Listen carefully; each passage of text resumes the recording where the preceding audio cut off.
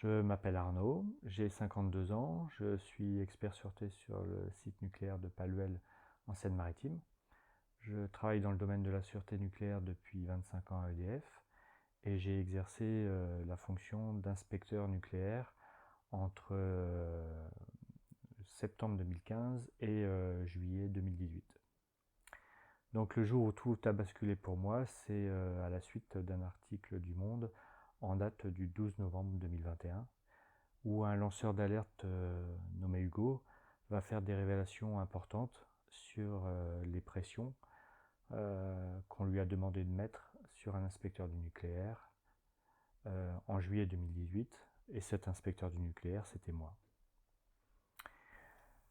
Et là, peut-être tu peux dire, ces, ces pressions, on lui a demandé de les mettre contre moi parce que j'avais révélé. Ouais. Alors ces pressions que Hugo va me mettre contre moi durant cette évaluation d'une semaine en juillet 2018, en fin de compte, l'origine de ces pressions viennent d'une première inspection que j'avais fait sur le site de Tricastin en septembre 2015 et qui m'avait amené à faire un rapport d'audit avec des dysfonctionnements assez importants en termes de sûreté nucléaire, notamment en termes de pilotage du cœur du réacteur sur le site nucléaire de Tricastin. Et ce rapport, en fait, de 2015, je l'apprendrai bien plus tard, je l'apprendrai via l'article du Monde, a fortement déplu à la direction du site de Tricastin en 2015.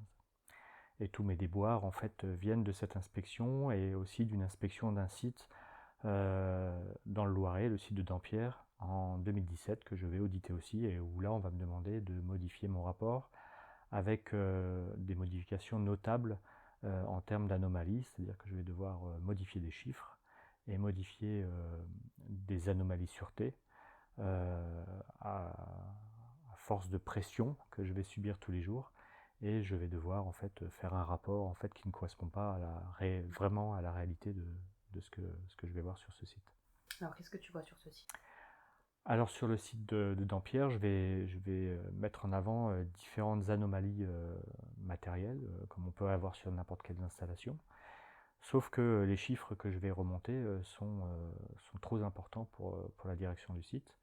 Et on va me mettre une pression énorme tous les jours pour qu'en fait je fasse descendre ce chiffre à un chiffre qui était acceptable pour le site.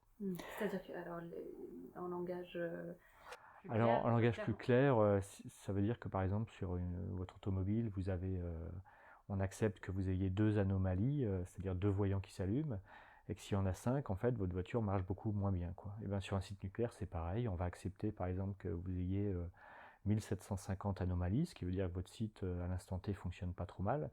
Par contre, s'il y en a 2000, comme ce que j'ai trouvé, eh bien, votre site va fonctionner beaucoup moins bien.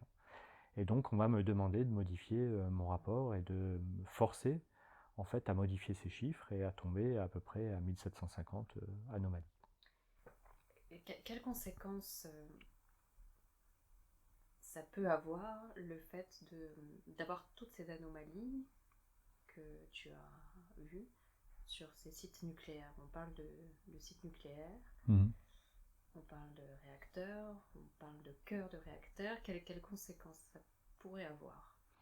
Alors sur le site de Tricastin, les conséquences du rapport, c'était des conséquences en termes de pilotage du cœur. C'est-à-dire qu'on avait un manque de compétences des agents qui pilotent le cœur, qui aurait pu amener à des événements assez graves. Je ne dis pas forcément équivalent à Tchernobyl, mais peut-être des accidents quand même assez graves en termes de sûreté. Sur le site de Dampierre, par contre, là, on est sur vraiment des anomalies matérielles, c'est-à-dire le fonctionnement de la centrale par elle-même. C'est-à-dire que quand on a 1700 anomalies, on peut dire que le site globalement fonctionne plutôt de bonne manière et que la maintenance peut traiter ces anomalies aussi dans les temps. Par contre, quand on en a 2000, ça veut dire que on a beaucoup trop d'anomalies qui peuvent être résorbées par la maintenance et que ces anomalies-là nuisent en fait au bon fonctionnement de la centrale. Alors elles peuvent être sur des domaines liés à la sûreté, ce que j'ai découvert, mais aussi sur des domaines qui sont plus liés à l'environnement ou la production. Et donc ça peut aller jusqu'où? Est-ce que ça aurait pu entraîner un accident nucléaire grave? Alors sur le site de Dampierre, non, on n'aurait pas pu avoir un accident grave puisque elle n'était pas forcément liée avec la sûreté, notamment. Par contre, en termes d'exploitant nucléaire, on a un devoir de transparence. Et en fait, on doit tout déclarer, notamment à l'autorité de sûreté nucléaire qu'on appelle l'ASN ou à EDF. Donc, on n'a pas le droit en fait de modifier des chiffres et on doit donner vraiment la réalité de ce qu'il y a sur une installation. Donc, en fait, ça fait partie, la transparence nucléaire, de tout travailleur du nucléaire. Voilà. C'est même puni, le manque de transparence, c'est même puni par la loi, d'ailleurs. Ça aurait pu entraîner un accident nucléaire, quand même? Alors, sur le site de Dampierre, non, on n'aurait pas pu avoir d'accident nucléaire parce que c'était des anomalies qui étaient un peu disparates et qui étaient un peu éparpillées un peu sur tout le site. Par contre, sur le site de Tricastin, sur le manque de pilotage et sur les erreurs de calcul et de pilotage du cœur, on aurait pu potentiellement, dans les années à venir ou dans les mois à venir, avoir un incident. Ça s'est d'ailleurs passé puisque le fameux Hugo du site de Tricastin, lanceur d'alerte, révèle qu'il y a eu un accident de surpuissance. Ça veut dire que le cœur a fonctionné au-dessus de sa puissance normale. Et ça, c'est un problème de pilotage du cœur. Donc ça veut dire que ce que j'ai révélé en 2015 comme problème de compétence s'est révélé comme un vrai problème de compétence en 2017 par ce problème de surpuissance. Un problème de surpuissance, ça peut avoir quelles conséquences? Ça veut dire quoi pour les non-comprenants? Alors un problème de surpuissance du cœur, ça veut dire que si vous avez votre cocotte minute qui est faite pour fonctionner à 200 degrés avec une certaine pression, elle n'est pas faite pour fonctionner à 300 degrés avec une pression encore plus importante, sinon elle éclate. Ou elle se brise ou elle explose. Et un cœur, c'est pareil.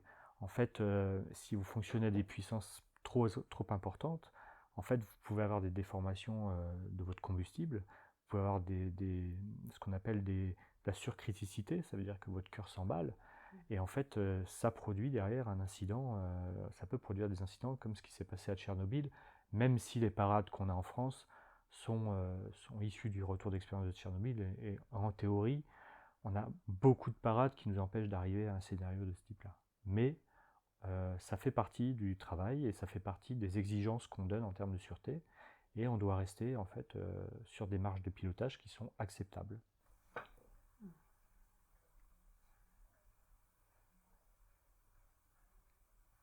Alors tu as subi un harcèlement qui a donc été volontaire, qui a été effectué de façon volontaire par différentes directions d'EDF sur différents sites nucléaires pour lesquels tu as travaillé. Et tu apprends donc, en lisant le journal Le Monde, en lisant les citations qui ont été reprises des dires d'un certain Hugo, lanceur d'alerte dont tu parles, que ce harcèlement continu était volontaire. Le harcèlement, est-ce que tu peux dire de quand à quand tu l'as subi? Alors à l'issue de cette évaluation de juillet 2018 sur le site de Tricastin, je vais être muté comme tout agent sur un autre poste, sur un autre site, le site de Chaux dans les Ardennes. Et là, je vais subir entre septembre 2018 et septembre 2021 des faits de harcèlement extrêmement violents. Extrêmement violents parce que ils vont donner lieu en janvier 2021 à un article 40 qui va être fait par l'autorité de sûreté nucléaire, donc notre inspection du travail. Il faut savoir qu'un article 40, c'est on avertit le procureur d'un crime et délit. Ça veut dire que les faits de harcèlement que j'ai subis à chaud, comme l'autorité de sûreté nucléaire en sa qualité d'inspection du travail n'a pas réussi à les faire cesser, la seule solution qui leur restait, c'est de faire un article 40, donc de saisir la justice. Donc c'est pas moi, Arnaud Bégin, qui ai saisi la justice sur ces faits de harcèlement, mais c'est bien l'autorité de sûreté nucléaire, ce qui a fortement déplu à EDF. Et ces faits de harcèlement, ils vont prendre un peu d'accalmie une fois qu'on va avoir quitté le site de Chaux en juin 2021. Et puis, on va être muté sur le site de Paluel en famille, puisque mon épouse travaille aussi à EDF, donc on va être muté sur le site de Paluel en septembre 2021. Et là, en fait, après une courte période en fait, où ça va s'atténuer, les faits de harcèlement moral vont vraiment reprendre et ils vont prendre vraiment un tournant à 180 degrés, c'est-à-dire avec une violence vraiment inouïe, à partir de l'article du Monde qui sort le 12 novembre 2021, où ce fameux Hugo va faire en fait des révélations à la fois sur des dissimulations en termes de sûreté sur le site de Tricastin postérieures à 2018, c'est-à-dire 2017-2016, et il va notamment aussi mettre en avant l'intimidation qu'il m'a fait subir à un inspecteur du nucléaire, donc moi, puisque j'étais le seul inspecteur à cette époque. Et en fait, là, EDF va comprendre que je sais le pourquoi de mon harcèlement et que maintenant je l'ai compris. En fait, la dernière pièce du puzzle qui nous manquait, c'était celle-là. Et en fait, cette pièce du puzzle, elle va à la fois m'aider parce qu'elle va me dire, ben voilà, le harcèlement, pourquoi tu as été harcelé, mais d'un côté, elle va extrêmement me nuire puisque EDF, en fait, va découvrir le pourquoi, va découvrir, ben voilà, maintenant il sait pourquoi il a été harcelé. Donc je vais me retrouver, en fait, comme je sers toujours d'image, comme un soldat qui est au milieu d'un champ avec des tireurs autour. Et là, ça va être vraiment une descente aux enfers qui va commencer à partir du mois de novembre jusqu'à ma mise à pied qui va être actée en fait le 10 octobre 2023 avec aussi un préjudice important sur ma santé puisque depuis 2018 il va y avoir 6 tentatives de suicide, hein. J'ai été mis à pied le 10 octobre 2023, mais avant ça, il faut voir la violence avec laquelle le harcèlement en fait, s'est déroulé depuis 2018. C'est-à-dire qu'on va m'enlever mes emplois à plusieurs reprises, on va m'isoler. Pendant 2 ans, je vais me retrouver dans un bureau avec une mission qui a peu d'importance, avec peu de matériel, avec vraiment où je vais être désocialisé complètement, puisque ça c'est vraiment quelque chose, un marqueur fort chez EDF, c'est désociabiliser la personne, c'est-à-dire qu'elle n'ait plus d'interaction sociale. Donc à chaud, je vais plutôt bien l'absorber puisque ça va se faire sur 3 ans.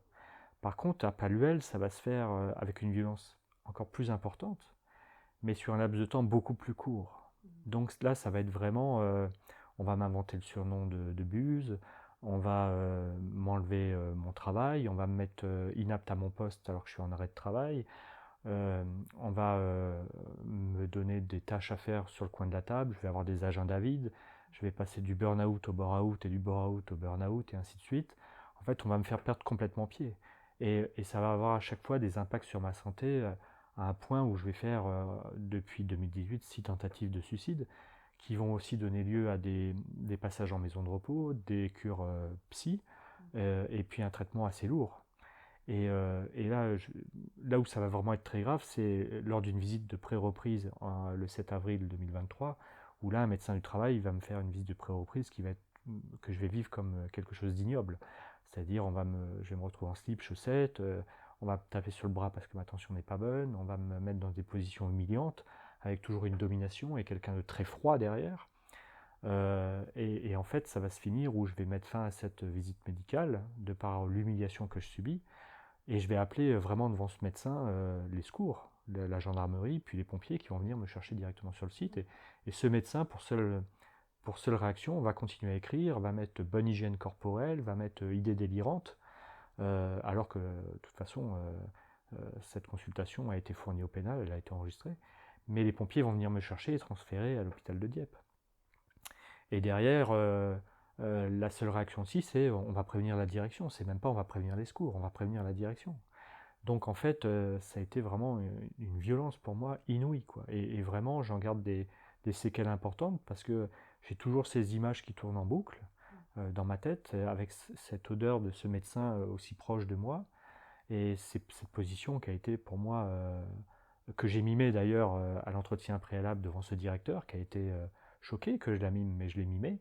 Je lui ai dit voilà dans quelle position on m'a mis, et est-ce que vous accepteriez cette position-là? Et ça l'a d'ailleurs choqué. C'était quoi comme position? Alors c'était une position qui était un peu accroupie, un peu la position du penseur de Rodin, mais où on vous demandait d'écarter un peu plus les cuisses et puis de vous retrouver à 20 cm de ce médecin, quoi. Euh, au niveau de son pantalon. Donc derrière, moi j'ai pas bien compris ce qui se passait. J'ai mis beaucoup de temps déjà à en parler à mon épouse, qui savait qu'il y avait quelque chose qui était à connotation péjorative, mais J'ai mis 3 semaines, 15 jours pour en parler. Il a fallu que j'aille voir des associations pour qu'ils me disent est-ce que ce que j'ai vécu est vrai enfin, est-ce que j'ai vécu était une agression ou n'était pas une agression. Donc j'ai vu 2 associations vraiment différentes qui m'ont dit ce que vous avez subi n'est pas normal, était une agression et un acte de domination et de subordination aussi, hein. Mais je pense que j'en veux énormément à EDF qui a caché en fait ces faits-là. Puisqu'en fait, moi j'ai fait derrière une alerte aux syndicats et aux membres du CSE, hein, du Comité social et économique, qui n'a jamais été relayée. Cette alerte n'a jamais été relayée sur le site. Ce qui est totalement de la discrimination. Parce que faire une entrave à une alerte en CSE, c'est de la discrimination. Et derrière, il n'y a aucun syndicat qui n'a relayé ou qui m'a au moins appelé pour me demander comment j'allais. Alors ce que j'ai vécu, je le souhaite à personne, parce que moi, ça restera ancré toute ma vie dans ma tête, quoi. Ça c'est clair. Alors aujourd'hui, vous êtes en procédure contre EDF, au pénal. Alors aujourd'hui, en fait, EDF croit que je les ai mis au pénal. Sauf que c'est pas vraiment ça. Le pénal, c'est d'un côté l'inspection du travail qui les a mis au pénal et qui a fortement déplu à EDF. Et de l'autre, c'est l'information judiciaire qui a été ouverte à l'issue des révélations de Hugo du site de Tricastin. Donc nous, on s'est mis évidemment victime en tant que victime, puisqu'on s'est greffé sur cette plainte. Donc EDF me reproche de les avoir mis au pénal alors que c'est strictement faux. On les a mis simplement au civil, que tout salarié a le droit de faire. Et là, on va actuellement en appel. Donc, et on continuera le combat de toute façon. Donc moi, ce que je demande, c'est même pas un aspect pécunier, c'est autre chose. Moi, je demande une reconnaissance qu'on reconnaisse en fait qu'il y a des choses qui ont mal fonctionné et que je retrouve ma dignité. C'est ça que je veux retrouver, c'est ma dignité. Me retrouver en tant qu'homme qui travaille, me retrouver en tant qu'homme père de famille et me retrouver en tant qu'homme libre et voilà, et épanoui dans ce qu'il fait tous les jours. Sauf que EDF m'empêche de retrouver ça. Et en fait, dès que vous avancez d'un pas, EDF vous démolit, quoi. Et je dis bien le terme démolir, quoi. En fait, on vous empêche de vivre. On veut vous stopper votre vie. Lorsque j'ai lu en fait l'article du Monde qui est sorti le 12 novembre 2021, en fait, c'est vraiment par hasard que j'ai lu cet article. C'est un ami journaliste à moi qui m'a appelé, qui m'a dit on parle d'un inspecteur du nucléaire. Donc lis l'article du Monde. Donc comme je sortais de l'inspection nucléaire, j'ai tout de suite lu l'article et j'ai tout de suite su que c'était moi, de moi qu'on parlait. Mais ce qui m'a le plus choqué dans l'article, c'est les termes qui sont employés par la direction du site de Tricastin. Alors les termes, c'est le pousser à bout et le dégager. En parlant de vous. En parlant de moi. Donc en parlant de moi, c'est le pousser à bout et le dégager.